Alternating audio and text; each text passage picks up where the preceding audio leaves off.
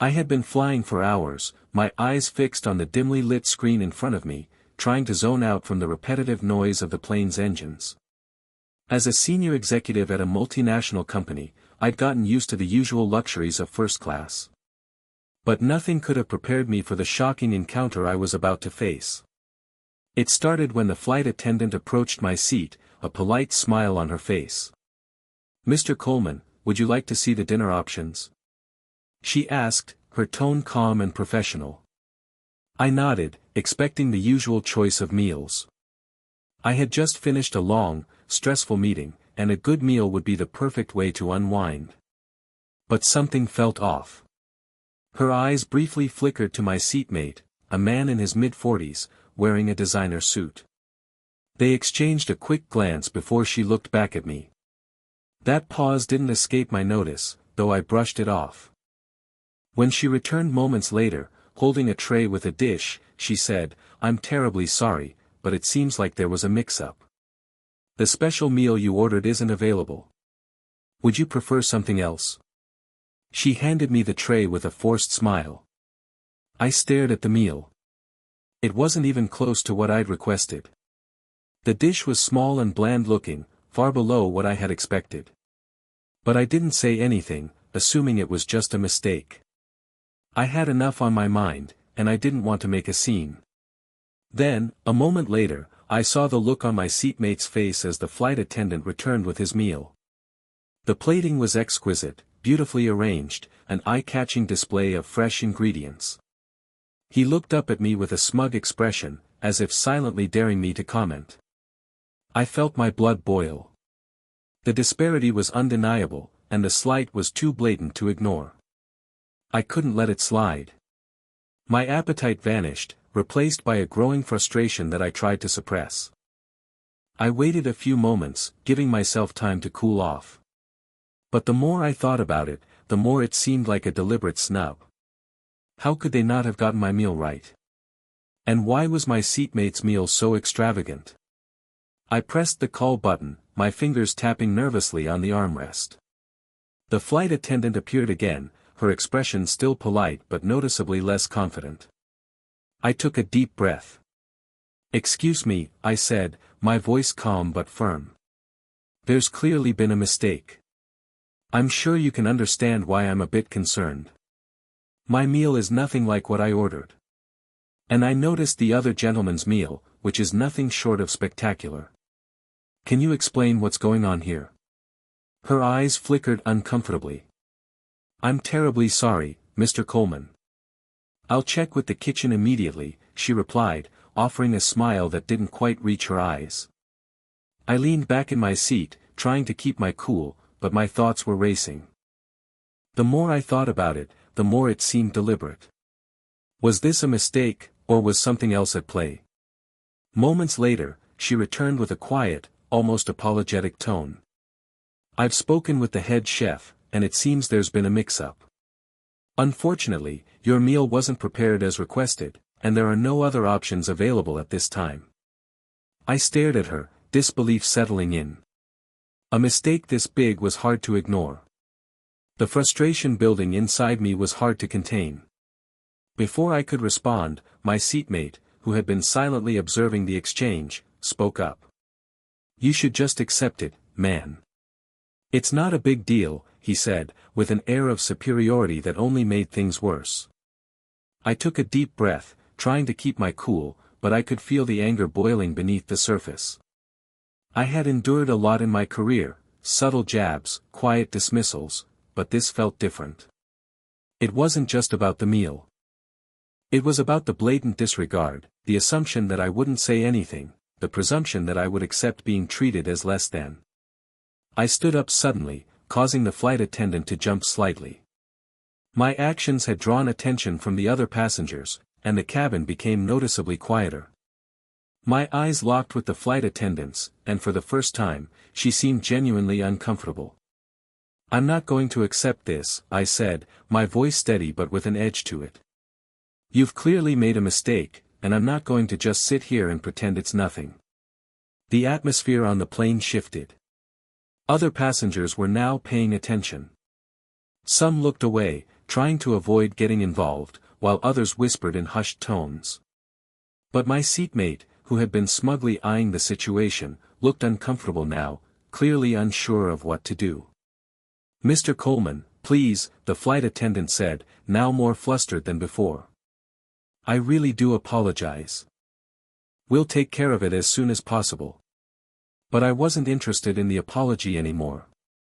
I had already been dismissed too many times in my life, too many instances where people assumed I wouldn't speak up. And here, in this moment, I wasn't going to let it happen again. "I don't want your apology," I said, the words slipping out before I could stop them. "I want what I was promised. I want the respect I deserve." A few more passengers exchanged uneasy glances, and the tension in the cabin thickened. The flight attendant looked around for a moment, as if searching for guidance, but it was clear that something needed to change here. And that's when I noticed the flight crew gathering near the galley, speaking in hushed voices. There were too many of them now. It was becoming clear this wasn't just about a meal anymore. A few seconds later, the captain's voice echoed through the cabin, his tone unusually formal. "Ladies and gentlemen, we apologize for the inconvenience. We will be landing shortly.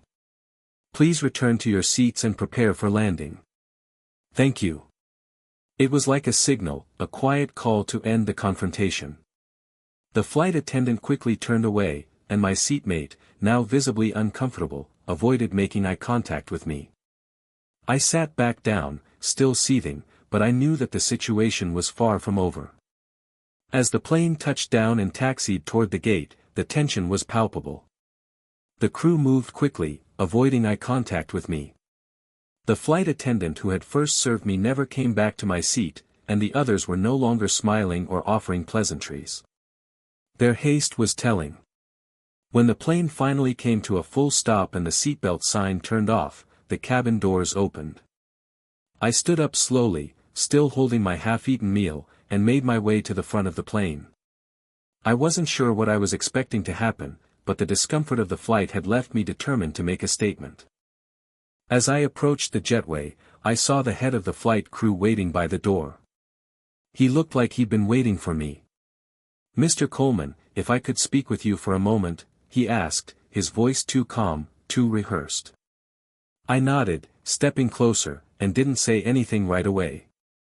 I wasn't about to make this easy for him. "I'd like to apologize for the issue with your meal," he started, but I could tell that this was just another scripted line. "However, after reviewing the situation, we've decided to reassign some of our staff. Effective immediately." The words hit me like a slap. "Reassign?" I repeated, my voice low. "You mean fire them?" "Yes," he replied, almost nervously. "The situation was mishandled, and after further consideration, we've decided to let the crew go." The realization hit me like a punch in the gut. The entire crew? Just like that?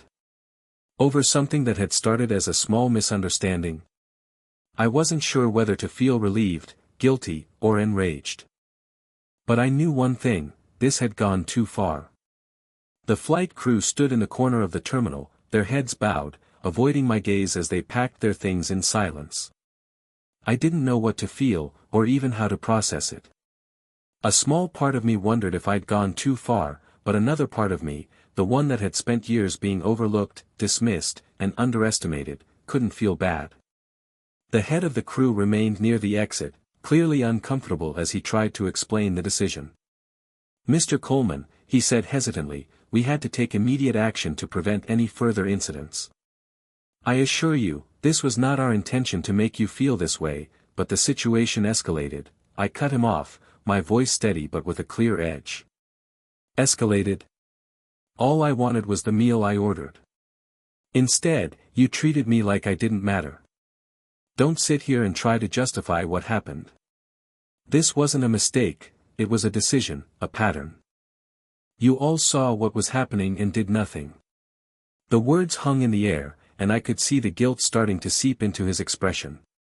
But it wasn't enough. This wasn't about a simple apology or a reassignment of staff. It was about something deeper, something I couldn't ignore anymore. "I don't want any of this," I said, my eyes narrowing. "I didn't ask for anyone to lose their job. But you should all understand, this wasn't just a one-time slip-up. It was a reminder of how some of you view people like me. You can't apologize your way out of this. You've made your decision, but that doesn't make it right." The silence stretched between us, heavy and unyielding. I felt the weight of the moment. I could tell the crew members were struggling with their own discomfort, but I wasn't about to back down. "I'll be filing a formal complaint," I added, my voice cold. "I want this incident on record. And I'll make sure the company understands the kind of behavior I encountered today. No one should be treated this way. Not now, not ever." The head of the crew nodded stiffly, but there was nothing more he could say. He knew as well as I did that this wasn't over. The days that followed were a blur of phone calls, emails, and meetings. As the executive team at my company was informed of the incident, it quickly became clear that this situation was far from simple. My complaint had set off a chain reaction, one that led to discussions behind closed doors, debates over company policy, and even public statements about diversity and inclusion. The media got involved, as they often do when stories like this hit the headlines. A few hours after my complaint went viral, news outlets were covering the story. Black executive denied meal on flight, crew fired immediately after incident was splashed across the front pages of several online publications. Some people supported my decision, calling it a necessary stand against inequality.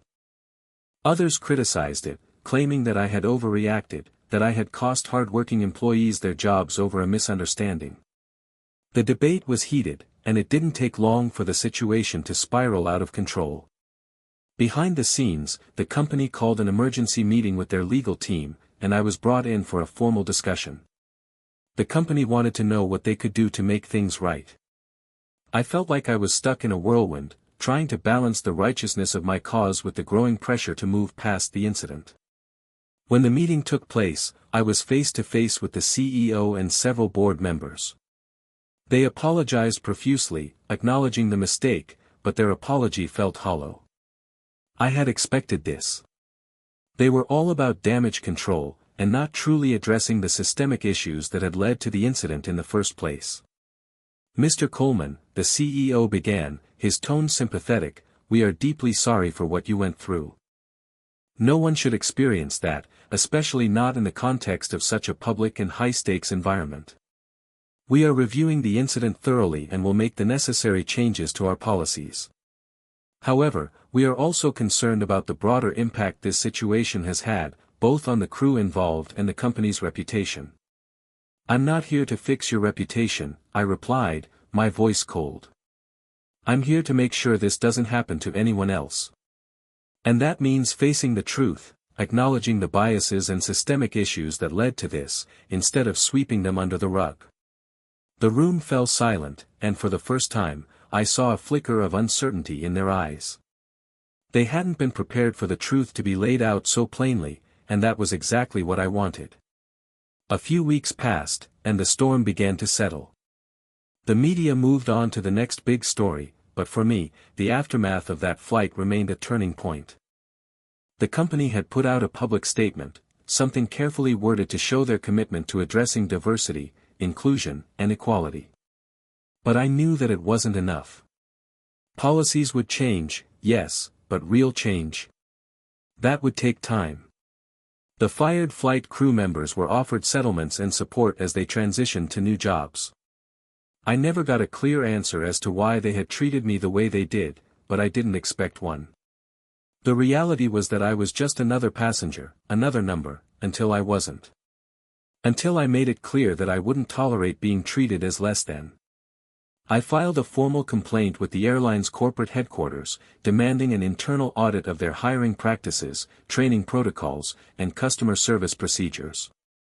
There were new programs put in place within the company, and I was invited to help review their efforts as a consultant. I agreed, but only on my terms. I wasn't going to be silenced by corporate niceties. My goal was clear, to ensure that the airline's focus wasn't just on damage control, but on creating lasting, tangible change. Months later, I boarded another flight with the same airline. This time, I was greeted with courtesy, respect, and genuine hospitality. The flight attendants were polite, professional, and more than willing to go the extra mile to make sure I was comfortable. There was no hesitation in their service, no awkward pauses, and no differences in the way I was treated compared to any other passenger. It wasn't perfect, but it was a step in the right direction. And that, to me, was enough. I had used my voice to spark a change, to force the company to look inward and confront the biases that had long been ignored. The crew members I had encountered on that fateful flight may have been fired, but the real takeaway from this incident wasn't just their mistake, it was the realization that every single person has a role in shaping a more just world. Every voice counts. And mine had made a difference. As the plane ascended into the sky, I looked out the window, feeling a sense of quiet satisfaction. Sometimes, standing up for what's right isn't just about one moment, it's about setting a new course for everything that follows.